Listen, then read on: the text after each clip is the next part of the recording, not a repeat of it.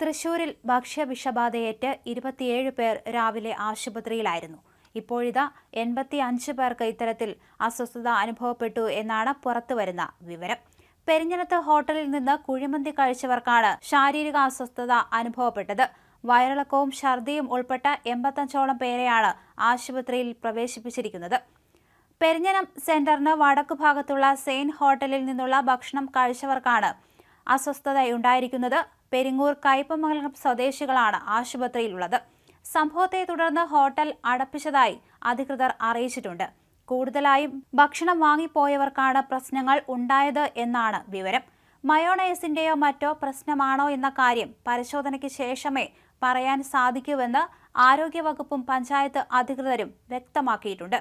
രാവിലെ 25ഓളം പേരെ ആശുപത്രിയിലാക്കിയിരുന്നു. അപ്പോൾ തന്നെ പരിശോധന ശക്തമാക്കിയിരുന്നു. മാത്രമല്ല ഭക്ഷ്യവിഷബാധയാണോ എന്നും സ്ഥിരീകരിക്കേണ്ടതുണ്ട്.